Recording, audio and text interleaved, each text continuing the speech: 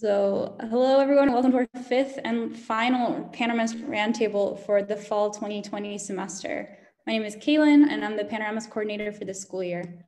For those who don't know, Panoramas is an online student-led publication dedicated to the news, research, culture, and art of Latin America, the Caribbean, and the Latinx and Caribbean diasporas. Next semester, we'll be hosting roundtable discussions about every week. So stay tuned for a schedule and please like us on Facebook, follow us on Twitter and Instagram, and subscribe to our newsletter to stay tuned. And I'll post those links in the chat as well. Today, the Panoramas Interns and CLAS Center for Latin American Studies Ambassadors will each be presenting on a Latin American or Caribbean countries, racial inequities, and the Black Lives Matter movement happening there now. We're really lucky for this collaboration, and we look forward to having more joint roundtables in the future. The students worked very hard on this article and presentation amidst end of semester stress, finals week, and I'm very proud and very excited for them. And then I'll post a link to the article here in case you want to follow along in the chat. So while those students are presenting and during the discussion, please use the chat feature, and for any comments or reactions, we also encourage you to use the raise hand feature that you will find under the participants icon at the bottom of your screen. If you click that, on the right, there should be a little blue hand that you can raise to try to get the discussion flowing a little bit more smoothly. So now to Dara, Alex, Abby, Stephanie, Dennis, Isabel, Sofia, and Ashley for our presentation. Hi everyone, my name is Dara and I will be presenting on Brazil. So similar to the United States, Brazil has a very long and complicated history with racism. In 1888, Brazil was the last country in the Americas to abolish slavery, and now in 2020, Brazil is home to the largest Black population in the Americas and the second largest in the world. Currently, over 50% of Brazilians identify as Afro-Brazilian. And for many years, including now, many politicians in Brazil, including the current president, have identified Brazil as a place of racial democracy, basically saying that people in Brazil are not discriminated against based on the color of their skin. However, this is simply untrue. Racial inequality is present in almost all facets of Brazilian society. Afro-Brazilians consistently face higher levels of poverty and unemployment and receive poor quality education and healthcare. And healthcare has been really detrimental to them, especially during the COVID-19 pandemic. Afro-Brazilians also face really terrible rates of police brutality. In the past 10 years, 3 out of every 4 people in Brazil killed by Rio police were Black men. And in the first 4 months of 2020, Rio police were responsible for killing close to 6 people per day. And so much of this violence occurs in favelas, which are the city's poorest neighborhoods that are predominantly Afro-Brazilian. The main event to spark the BLM protests this summer in Brazil was the police killing of a 14-year-old Afro-Brazilian boy, João Pedro Matos Pinto. Police officers broke into his home in a favela, apparently pursuing a drug case, but they opened fire, hitting him in the back and killing him. This event sparked protests throughout this country. Many Brazilian officials described these responses as unprecedented, an unprecedented response to police brutality in the country. And this most likely came from influence from the BLM protests that were occurring in the United States at the exact same time. And Brazilian government actually responded to these protests. On June 5th, the Supreme Court issued an order banning police raids in favelas until the end of the pandemic. Since then, protests in Brazil have subsided, but something very important that just started and is continuing to happen now are the municipal elections in Brazil. Racial justice has become one of the most pressing issues, and there are many grassroots organizations throughout the country that have been advocating for a greater representation of Afro-Brazilians in their government. And we've seen some preliminary results from these elections, and there has been a slight increase in the amount of Afro-Brazilians represented in their government. However, it's still nowhere near adequate or equal.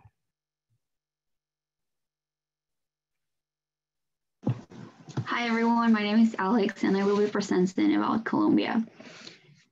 So Colombia is home to the second largest Black population in Latin America, and according to the National Administrative Department of Statistics of Colombia, Afro-Colombians make approximately 10% of the population, but some researchers estimate it to be even more than that, about a quarter of the population actually, which makes talking about this even more important. And like in many other Latin American countries with a history of slavery, the Afro-Colombian communities have been neglected throughout history and until today.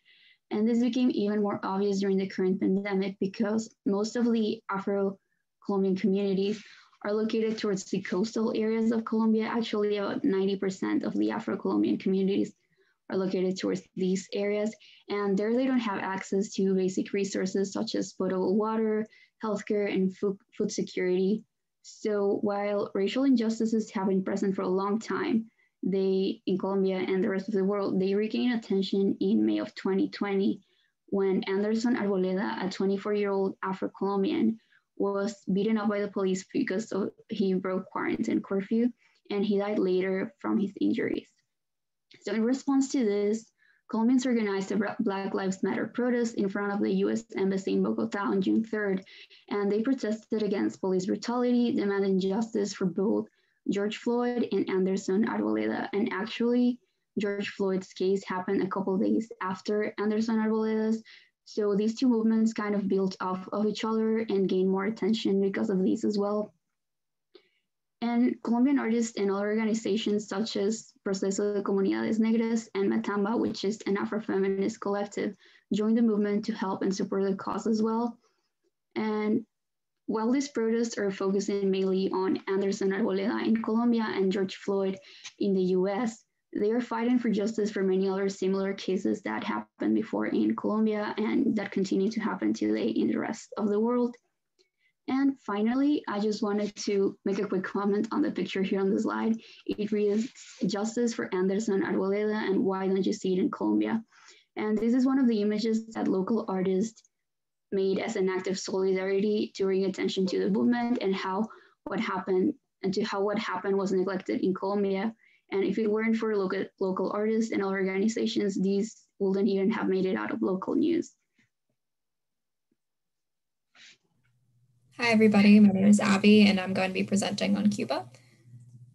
So just a bit of history to start us off. 1959 was a significant year for Cuba for many reasons, including racial relations, because of the Cuban Revolution. In the years that followed the revolution, the new leader, Fidel Castro, focused on improving class inequalities. He recognized the racial inequalities that existed in Cuba because of its long history of slavery, but he believed that racial inequalities were basically a symptom of class inequalities. So after a couple of years of working on improving class inequalities, Castro declared that the laws that were passed after the revolution effectively made it so that discrimination of all kinds was no longer an issue in Cuba. And while there were a lot of significant improvements during this time, racism didn't disappear overnight. And but the problem was that this became sort of the state rhetoric and something that people couldn't really talk about or debate. So another important event happened in the 1990s when the Soviet Union, which was the main economic support of Cuba, collapsed and Cuba had to basically reinvent itself. Its economy became more focused on tourism, particularly European tourism, and they introduced a dual currency system to dig themselves up out of the economic slump that they were in. The thing with the dual currency system is that the one currency is about equivalent to the dollar and was predominantly used in the tourism industry that pretty explicitly for a while only hired white people, while the other currency, the local currency, was worth significantly less and is what the majority of Afro-Cubans were making. So this created a new disparity on top of the ones that already existed. So today, Afro-Cubans are grossly overrepresented in prisons as well as the informal economy, while being underrepresented in academic and political spheres and are profiled by the police regularly. But it remains a very taboo topic, and the state regularly tries to crack down on any attempts to talk about it or acknowledge the problem. One such event happened in June of this year with the murder of a young unarmed Black man named Ansel Hernandez, who was shot and killed by the police. His aunt posted about this on social media, and this garnered a lot of outrage. But so there was a protest scheduled for June 30th. However, the government moved pretty swiftly to make sure that this protest didn't actually go through. 52 people were arrested in connection with planning the protests. The state communications company, Atexa, blocked the phone and internet services for the people who were some potential participants, as well as journalists who were planning on covering the protest. And the police occupied the area where the protest was supposed to take place. So obviously, Cuba has a lot of work that it has to do before it recognizes, let alone rectifies, the injustices that exist there. But there is some hope for the future. In recent years, Cubans have been increasingly gaining access to internet and social media platforms. So the hope is that eventually, as has happened here in the United States, that Cubans will be able to post irrefutable evidence of what is happening to the Afro-Cubans in their country, and hopefully sort of force the state's hands to recognize and hopefully work to improve these inequalities.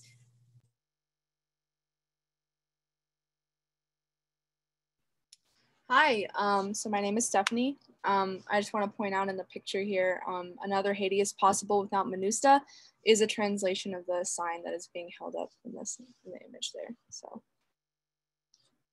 okay, yeah, so Haiti is the heart of one of the most powerful revolts of enslaved peoples, and became the world's first Black republic after the Haitian Revolution of 1791 to 1804. Haiti has a powerful reputation of not only gaining independence from oppressive colonial powers, but continuously rejecting them.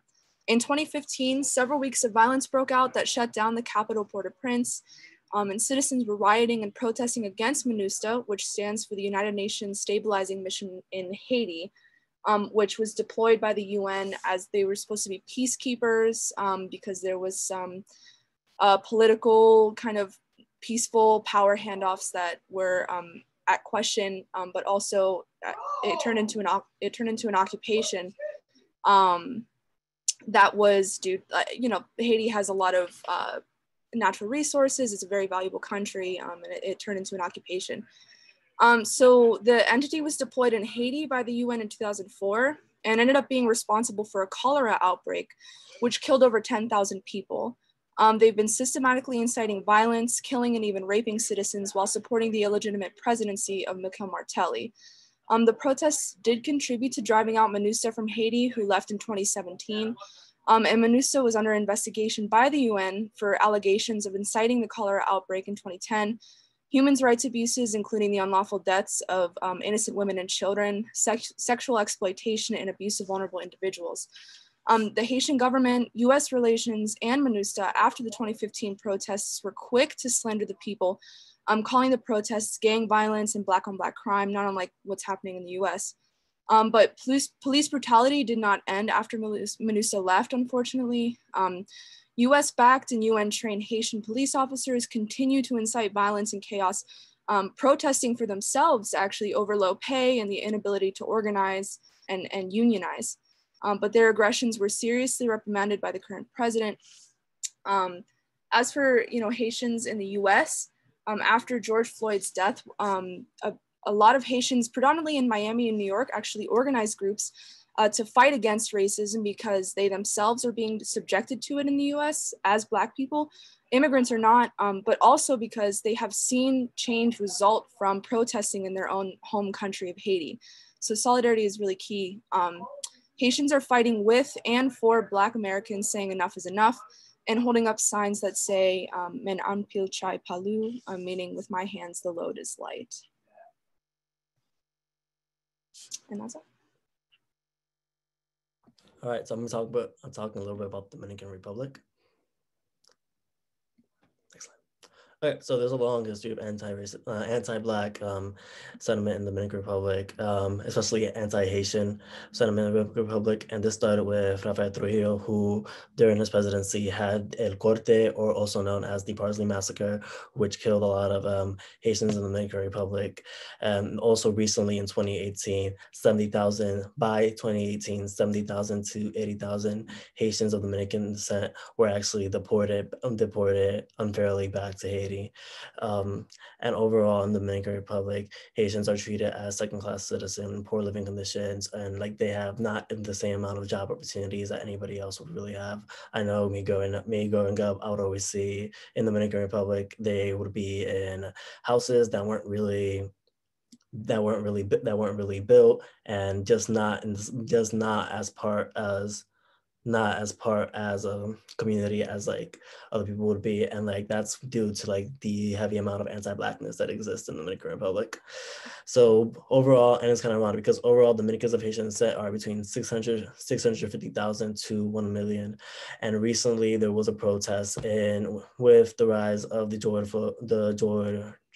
Floyd killing in the US called Una Flor para Floyd. And this group called Reconocido, which is a group that advocates for Dominicans of Haitian descent in the Dominican Republic, they were part of this big kind of like demonstration to just show support for George Floyd, once again called Una Flor para Floyd. However, there was this very anti-Black nationalist organization called El Antiguo Orden Dominicana, and they basically kind of like were shouting like spiteful things to them during the protest. And then the police came, and instead of de-escalating the Antiguo Orden Dominicana, they actually kind of disrupted the demonstration and arrested key activists, one of them being Ana Maria Leak, who's one of the most important activists in Reconocido. However, Reconocido is a very impressive organization, and they still are trying very hard on their mission to incorporate Dominicans of Haitian descent into society better. Okay, hello everyone. My name is Isabel, and I'm going to be talking about Mexico. So kind of in comparison to some of the countries that have been talked about, Mexico has a relatively small Afro-Mexican population, so they only make up 1.2% of the total Mexican population.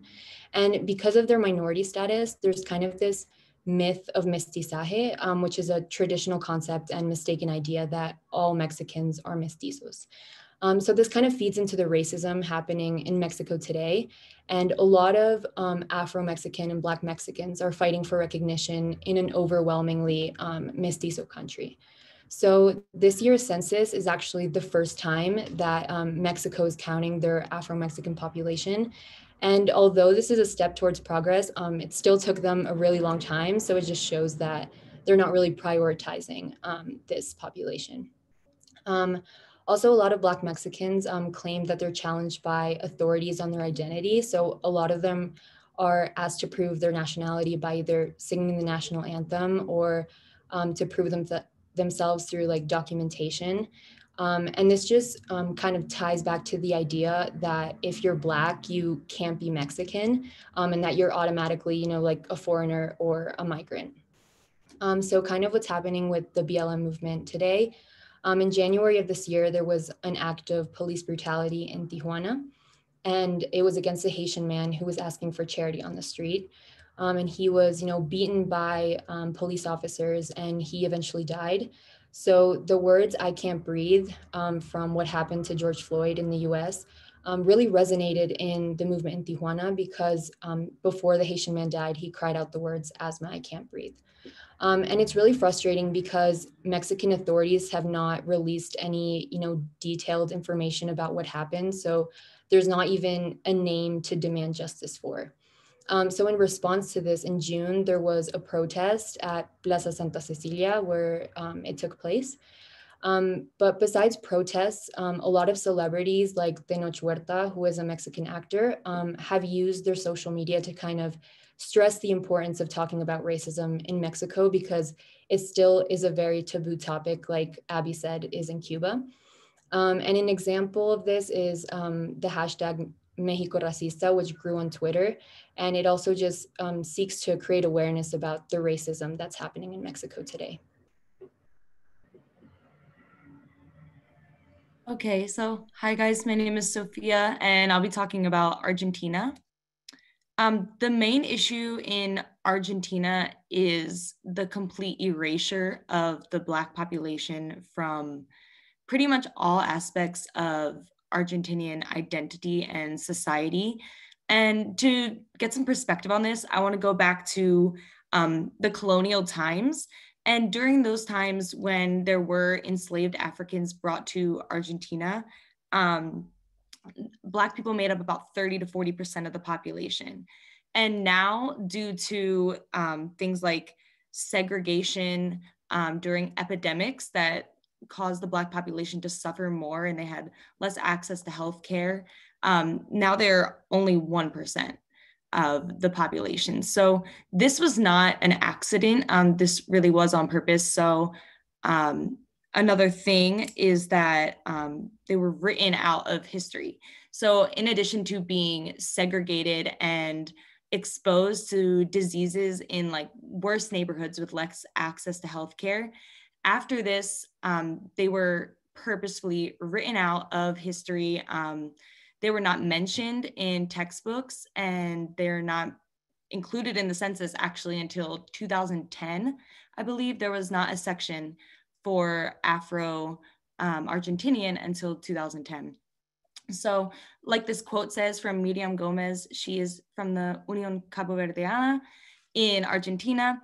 She had been told that people of African descent in Argentina had all died because of the independence wars or because of yellow fever or smallpox or another epidemic that has hit the country. So kind of like what we talked about for Mexico, they're often, Black people in Argentina are often mistaken for foreigners, and people don't believe that they really are Argentinian, or white Argentinians don't believe that there are Black people in their country. And this is in part because the former president, Carlos Menem, said there are no Black Argentinians. There are no Black people in Argentina. And so people took his word. This is a myth that the country is based off of. And so the main struggle for Black people in Argentina is just to be seen. And then once they can be seen, they can start fighting for equality, because the struggles that they face are still very similar to what we saw in the other countries. Police brutality, the segregation has continued, and obviously racial profiling. And also there's a lot of cultural appropriation, and they're left out of their contributions to Argentinian cultures, such as Black people had a huge part in creating the tango, which is like super iconic for Argentina.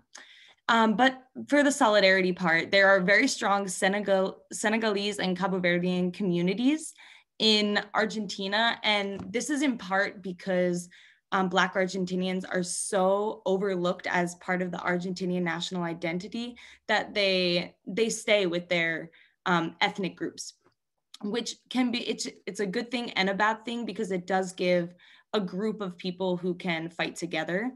But we want them to feel part of the national identity. And then it should be mentioned that activists who, like I mentioned, are working for visibility and the education of white Argentinians, this should not be their responsibility to have to educate white Argentina about their existence. But that is how it is. And that is what activists in Argentina are focusing on now, especially sparked by the BLM movements in the US. Hi, my name is Ashley, and I'll be talking about Honduras. So the current movement being led by Black Indigenous peoples in Honduras revolves heavily around the governmental neglect of Afro-Hondurans and the depletion of ancestral lands. So for context, the transatlantic trade of enslaved Africans involved the transportation of these people who were forcibly taken by boat, mainly to the Americas. And the Garifuna specifically, which is what we'll be talking about, are a group of people who were deported from the Caribbean island of St. Vincent to Central America in 1797. So this group of people played a crucial role in regional economies, all while being based in beachfront communities. This is due to colonization, as the Garifuna have historically adapted to living in less habitable areas, specifically the lowland coastal areas of Honduras. However, right now, with the massive wave of migration to the US currently underway, the Garifuna people have been severely depleted of their ancestral homelands. The Garifuna have held ancestral lands in Honduras for generations, as it is a legacy of their assistance to the Central American independence struggle in the early 19th century. Presently, the community is struggling against racial injustice as the country's government continues to neglect their basic needs, which is exacerbated by the current pandemic. And the dispossession and violence faced by the Garifuna people are not natural disasters, but results of a series of political decisions, including foreign policy made here in the United States. In terms of Honduran solidarity, another issue is also that many activists and leaders have gone missing as a way of suppressing protests. And however, the Garifuna people have begun mobilizing themselves and demanded that these stolen people be rescued safely. And now for the solidarity, the Ofrene, or the Black Fraternal Organization in English, is a grassroots organization that has played a large role in uplifting Afro-descendant and indigenous communities. Aside from demonstrations led by the Garifuna people themselves, many have been spreading education and messages of solidarity by radio broadcasts. And this tactic is used in order to reach isolated populations and communities, as well as convey information in their native languages. And there has not been much information put out about the progress made about these groups, especially with Hurricane Eta now decimating the lands and homes of these individuals. However, their demonstrations have gained recognition in the US by the Black Lives Matter movement organization, and individuals have shown solidarity monetarily and socially by means of Instagram, Twitter, and TikTok.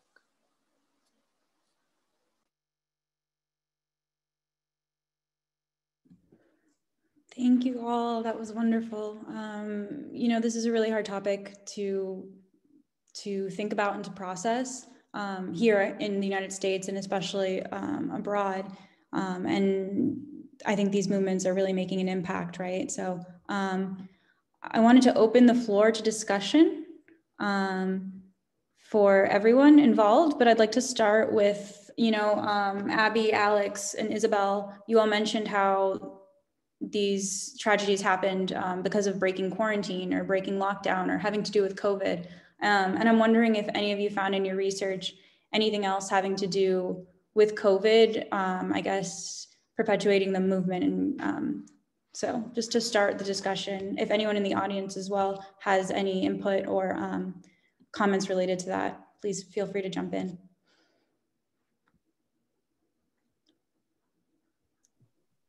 I can actually add to this. I was looking up, because when I was writing the article, it wasn't really focused on COVID. It was more about the occupation with MINUSTA and the recent protests. But I'll drop the link in the chat. I literally just read this today. And it's a Washington Post article. It's mostly about Haiti, but it's talking about how, it mentions how governments across Latin America are actually using coronavirus to harass their opposition. So if there's a ton of power grabs, you know, all throughout Latin America, including Haiti.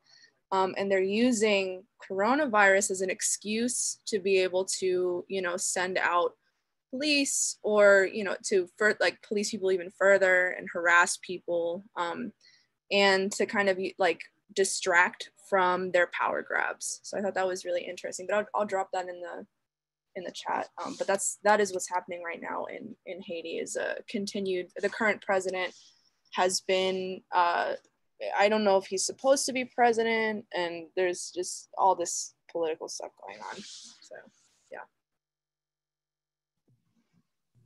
Yeah, in a similar vein to what Stephanie is saying, that's pretty much it's not dissimilar to what's going on in Cuba, that this protest in Havana that happened, that was supposed to happen in Havana, but that got cracked down, they said that it was because it was like the last day of a COVID-19 lockdown. But meanwhile, there was a very similar protest that was supposed to be happening all the way on the other side of the island in Santiago de Cuba that also got shut down, even though they weren't under lockdown. So clearly it's just, COVID is just like a good excuse for them to kind of like exercise greater government control than they have, than they would otherwise. And it's just like a good scapegoat for grabbing control and power and controlling people. Alex, I'd seen your mic unmuted. Did you want to jump in? Yeah, I actually read an article this morning, and it was talking about how the government was planning on giving these like the areas versus some financial help. And I think that came up mainly because of the protests, because they weren't protesting only because of what happened with George Floyd or Anderson Arboleda. They were also protesting for better conditions for Afro-Colombian populations in certain areas of Colombia. So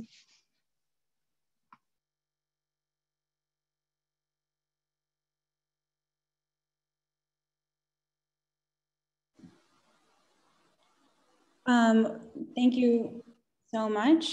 Do we have any questions from the audience or participants?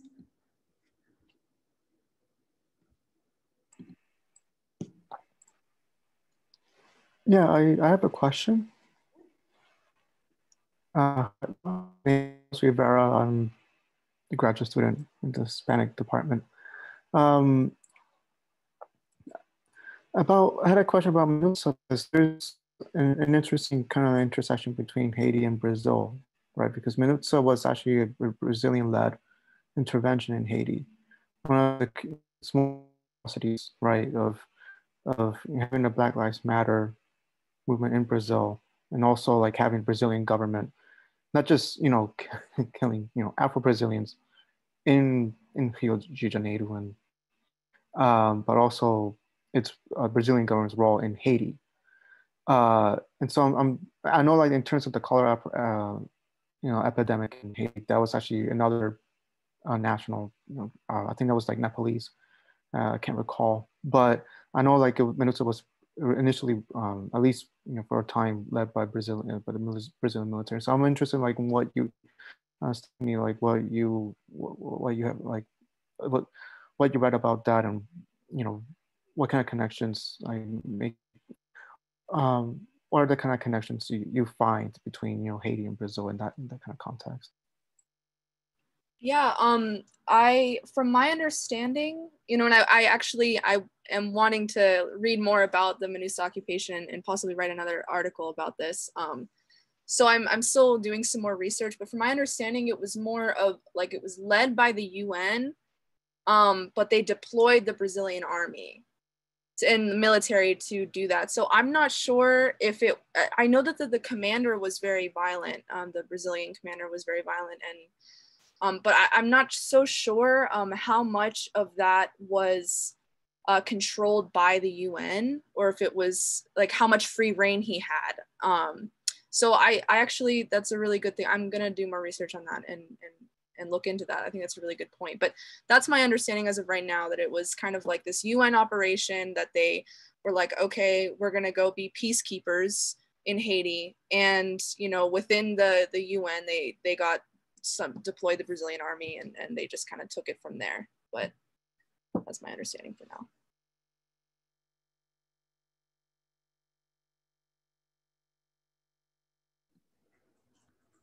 Manuel posted a question in the chat. Did you find much evidence for the federation of BLM-aligned movements across the hemisphere? Maybe, do any of you want to answer this, or I can just call on one of you? Ashley, how about you answer this? Thanks. So I'm the federation. Okay. From social media and even from like learning about this presentation, seeing everything, I've seen a lot of unified goals and everything.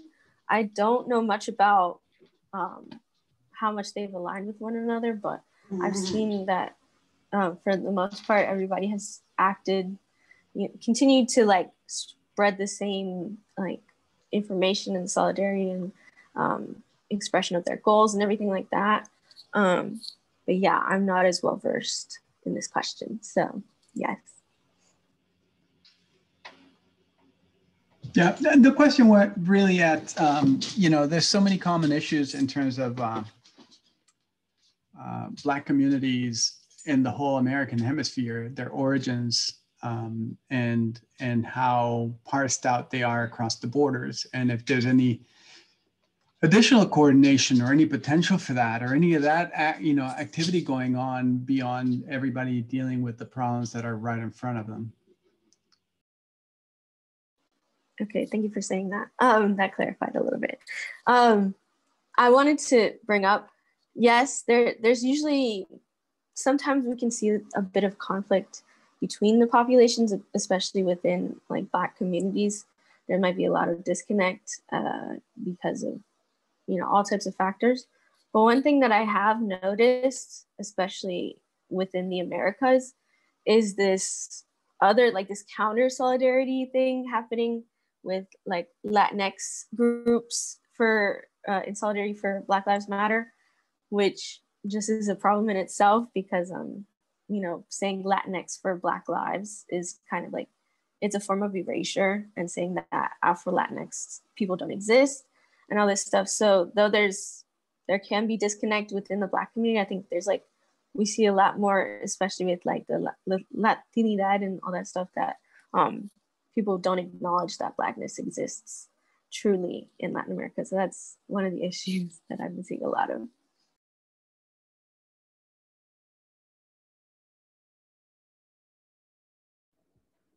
There was a question posed in the chat by Scott. To what degree have these movements been politicized in campaigns? Further, especially from Brazil, have there been attempts to form political parties based on Afro-Brazilian interests? So this is definitely, these BLM movements have definitely had large impacts on, just getting increased awareness about the lack of representation of Black people in Brazilian government.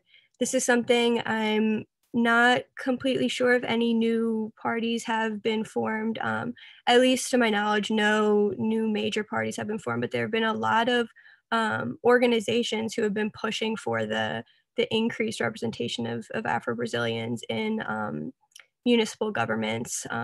So far, I believe previously it was fewer than 1 in 3 municipal government officials were Afro-Brazilian for a country that has a population of over 50% Afro-Brazilian, and it's slowly increasing the representation, but it's still nowhere near adequate.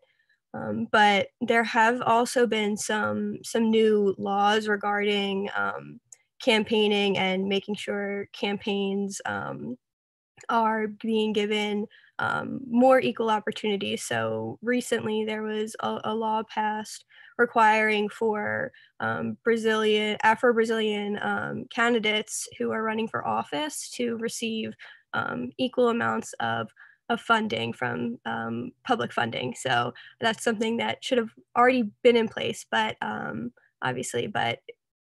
there are improvements being made, and it's definitely being recognized now more than ever that there's a severe lack of representation of Afro-Brazilians in their government.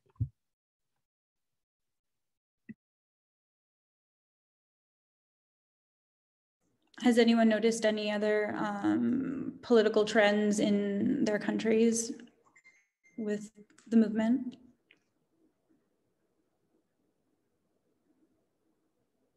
Well, in the case of Mexico, I know that Manuel López Obrador, who is the president, has like publicly stated his support for like indigenous communities and Afro-Mexican communities as well.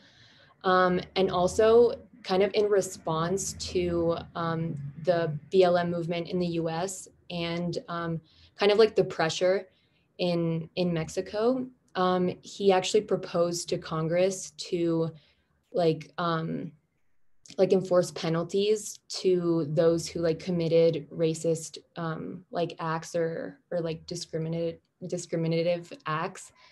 But like it's kind of confusing as well, because like there's still people, like a lot of like Haitian migrants that are being killed, and you know, this like issue isn't really being resolved by the government, or they haven't really publicly like stated anything regarding these like acts of police brutality and racism.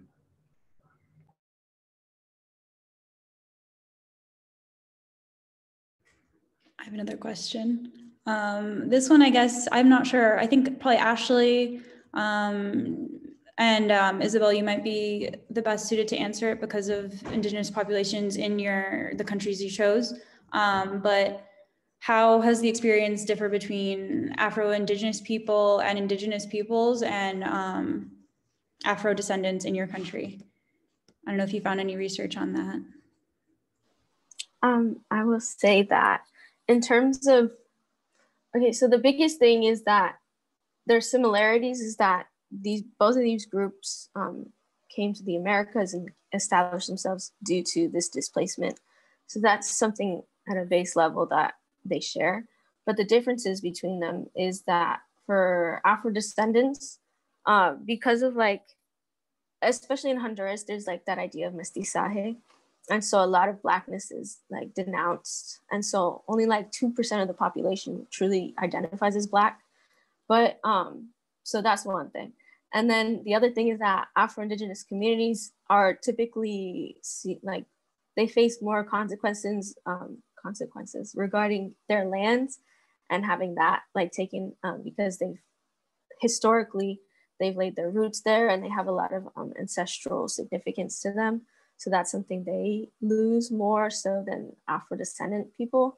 And yeah, there's really this like embracing of a Spaniard roots and everything like that. But for Afro-Indigenous people, it's a little bit different. So yeah.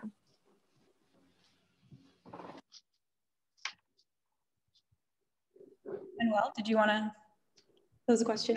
Yeah, you know, and I think that when you know, you talk about Honduras and Nicaragua, partially a little bit about Guatemala, you know, where you know, she's focused in previously in another Panorama Roundtable dimension of Garifuna and Miskito. The Miskito that were split by a border dispute between Honduras and Nicaragua into, you know, two nations, are really integrated group in terms of having indigenous roots, having a very vibrant language, and being quite, you know, they've actually taken in the African, and actually for Nicaragua at least, Jamaicans originally, although obviously from Africa, but they were brought by the British to the Atlantic coast of all of Central America. And in the Miskitos case, they mixed rather well and integrally to the point of not even, you know, making much of a distinction. The Miskito, at least in the Nicaraguan side of things, are considered Black people, even though they are largely indigenous and their language is indigenous. It's a mixture, and everybody who's a Miskito pretty much speaks Miskito or Creole. And it's a really interesting mix where you have on the Caribbean coast, the Miskito, the Sumo, and the Rama, or Mayagna. And the Miskito are the ones who really became part of the, originally the marooned, and then the freed former slaves of the British colony. They even had their own kingdom, the Mosquito Kingdom on the Atlantic coast, which made it really hard for the Spanish colony to take over that side of the country.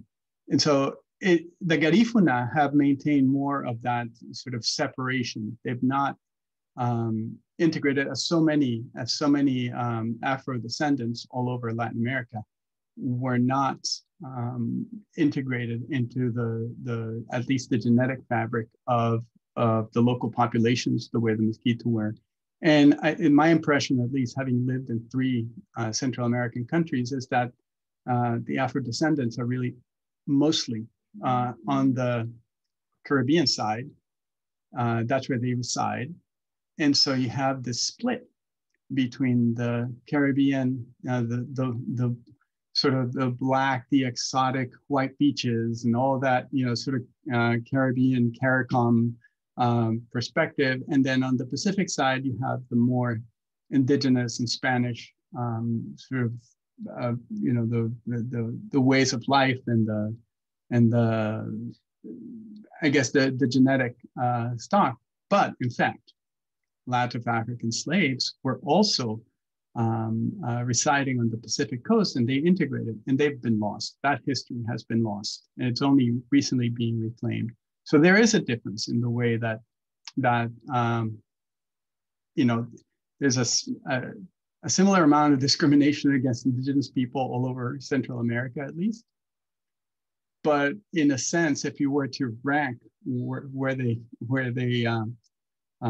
lie in that imaginary hierarchy of racism, indigenous people, or the ones who speak indigenous language, are looked at in more favorable terms than the Afro-descendants. And not to minimize the discrimination, but also the fact that at least in Nicaragua, the country I'm most familiar with, the Afro-descendants are not looked at in the same sort of level of inferiority, let's say, in relative terms, as they are in other Central American countries. And part of it has to do with this very, very small population that's left over, that is at least apparently Afro-descendant in Nicaragua.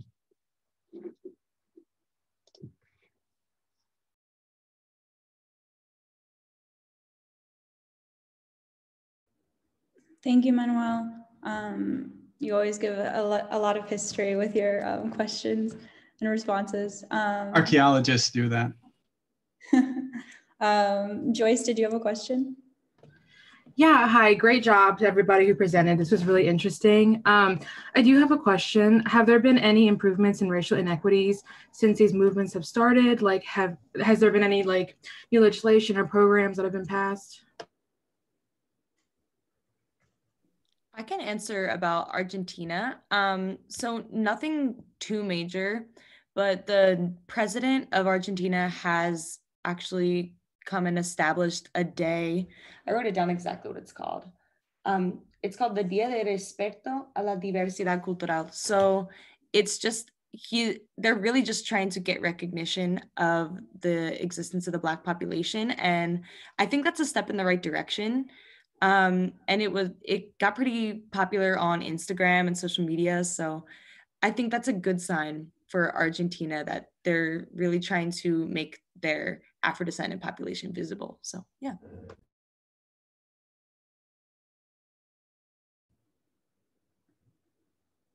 Did any of the other presenters find anything, any changes that really inspired them that came from these movements? In response to the BLM movements in Brazil, I had mentioned this previously, but there was a court order banning the police raids in favelas in Brazil until the end of the pandemic. So that's something that obviously happened in reaction to the protests, but the fact that there are a lot of mixed opinions about that ruling, but the fact that it was only until the end of the pandemic kind of shows that it's not a permanent change in what's happened.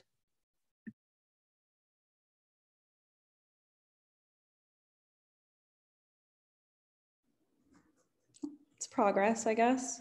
Anyone else? It'll be interesting to see what happens in the coming years with some elections coming up to see if there is a more, I guess, institutional change or progress or reversal, right? It could go the other way.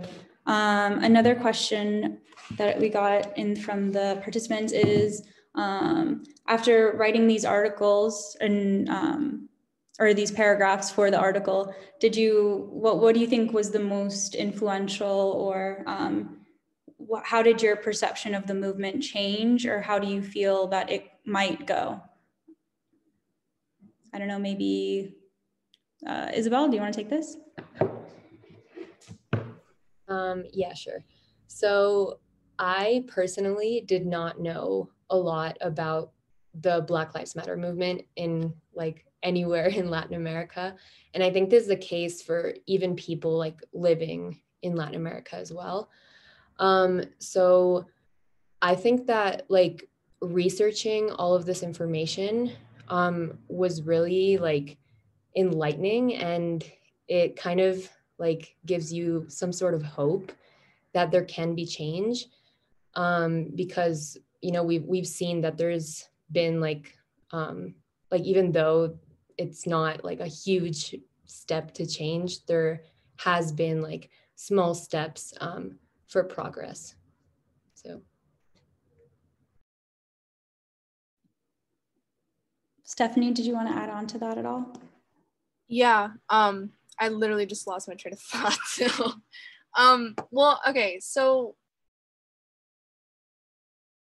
yes, it was, so Haiti was like, I mean, it was the first Black republic, and it has this like really powerful history. And I think that that is like still really strong in the kind of pride of being a Haitian. And I think that that has been a common thread in a lot of the political stuff that's been going on. And I think that is the main tie. And from the quotes that I was, you know, from, there's a bunch of articles of Haitians organizing in the US. And a lot of the reporters, you know, have quotes from people just from the streets, you know, stopping them on the side of the street and asking you, why are you protesting for this? And it's just seeing just from Haiti and the US and Black Americans in the US, that strong connection of that solidarity, that understanding. I think that's just one example of what it's, what I hope it, you know, the movement will end up looking like, you know, that it'll become really cross-cultural, cross-country. I mean, it already is, you know, on the oppressions that are happening, the history. But I found in my research that Haiti was, you know, the Haitians themselves are saying like, this is the reason that we're doing this, you know, this is because of Black solidarity. So yeah, I think that, to me, that is like, okay, it's I think it's going to gain traction even more and more. So.